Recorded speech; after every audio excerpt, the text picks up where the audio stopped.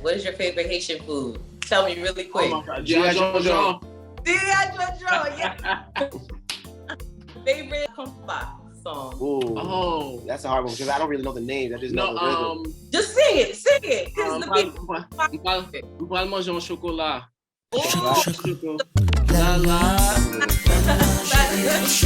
like the only thing that comes to my head, and the only reason why I even know it is because of Sweet Mickey. But like Sweet Mickey's songs, always, Sweet Mickey, yep.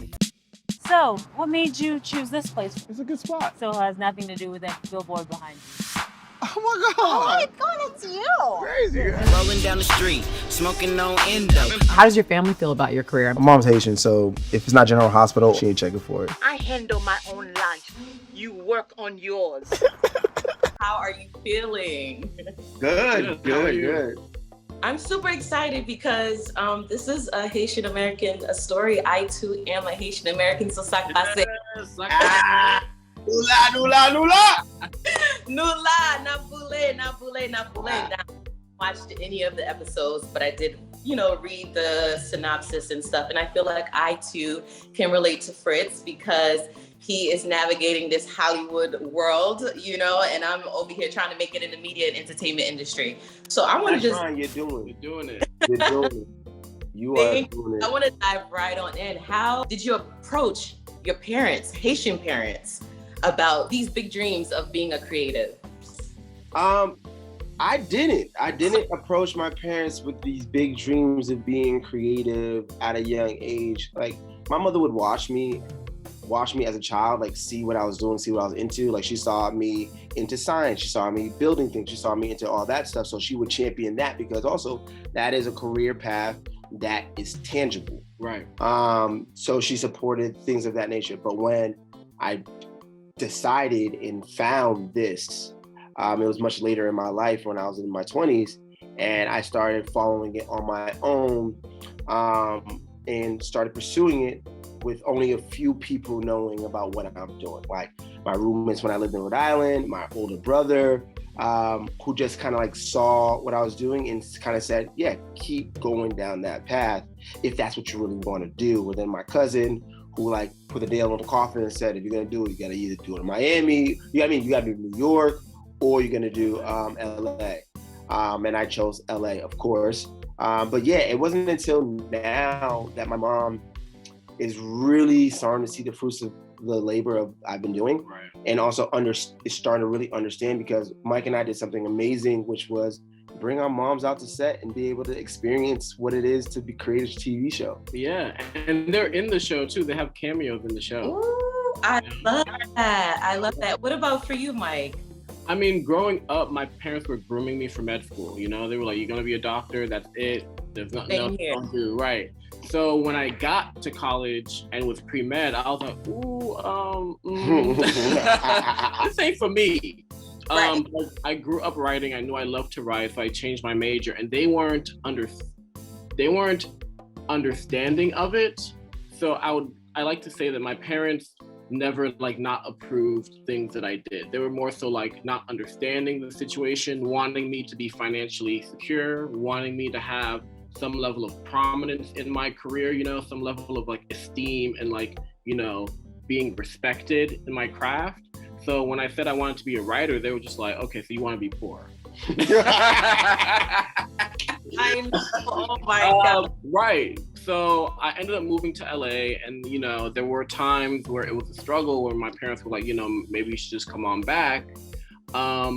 But eventually, things worked out. The career started to thrive, and they're much more understanding of it now. And receptive. of it. Now you mentioned you brought both of your parents on set, your mom's on set, but when did your mom have this aha moment? Like, I think they onto something, like, okay, let me fall back and relax and let them do their thing. For me, I'll say like,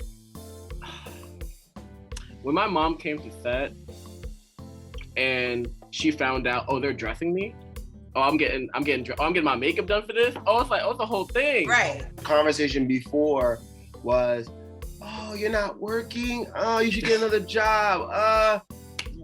do you sure you want to continue doing this? That was the conversation. And now the conversation and narrative now, when she's around her friends or around people, or even my family members, he's so busy. There's so much work he's doing.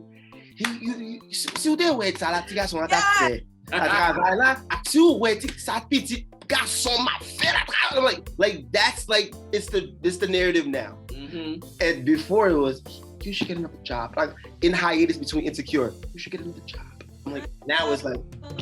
And you know, when your Haitian mom says petit garçon, that means like she's proud. You know what I mean? Right. So how does that make you feel? How does that make you feel? It feels good. It feels good because my mom has always been proud, but it wasn't like outwardly spoken.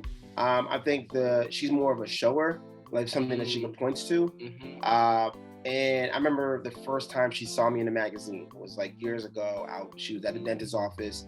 She she opened the magazine and she saw my face on it. And I was doing a print ad for Western Digital. Mm-hmm. So she carried that magazine. So when I went home for the holidays, she was literally showing people, hey, got some. So Madoli.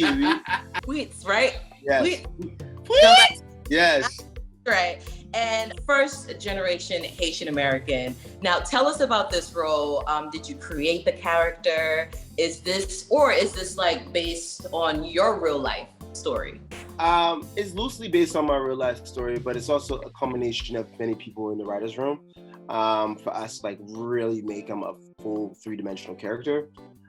So yes, there's some elements of myself in it because it's like a beta version of who I am today, and mixing with a lot of people that was in the writer's room and helping us like really craft this character. I enjoy playing Fritz because he's a guy who's trying to come into his own, and it's a coming of age story for him because he doesn't really know which way is up and which way is down. He's never really had to guide himself through life because he had the mentorship of his older brother who kind of allowed him to just be. Right. And now he is trying to figure it out without him and also learning what it means to be the older person in this situation and like take on extra responsibilities that he doesn't necessarily know how to handle, right, or never had to like really take on before because there was a buffer for him. Yeah, and you're not sure how that responsibility is weighing on him, you know? And like weighs on him in ways that he doesn't see. It's also about him trying to understand his trauma and what that looks like.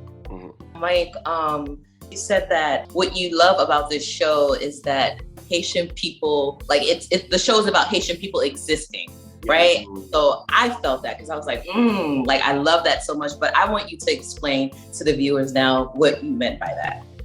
What I meant is like, whenever you see us in the news, right, it feels like we're being villainized or we're known for being like illegal or something, or put in a less than position. Right, or we're caricatures or we're stereotypes in a movie, you know?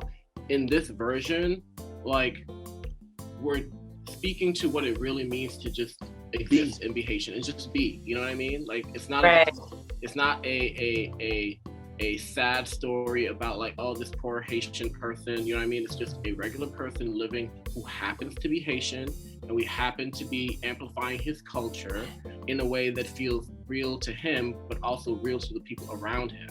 So that was just something that was really important to us to do. With Insecurity, so it was like very intentional about highlighting certain parts of like Southside LA. Now, because the show is centered around a first generation Haitian American, what were some moments that had to make it on screen for you? Some moments that had to be on screen is a mummy episode. Because I was about to say, your mom is definitely on this show. We definitely had to like have a mummy episode where we dive into what she's dealing with, because what Fritz is dealing with is not just for him. His family's also dealing with it as well. Yep. So it was very important for us to highlight her side of the conversation and what she's dealing with. Another thing was Haitian food. Like bring that up, like have that conversation of Haitian food in the show. Having Haitians show up in like amazing and cool ways and just show that Haitians just exist in LA. Right. That was very big for us. And highlighting a lot of Haitian actors too, we wanted to do that.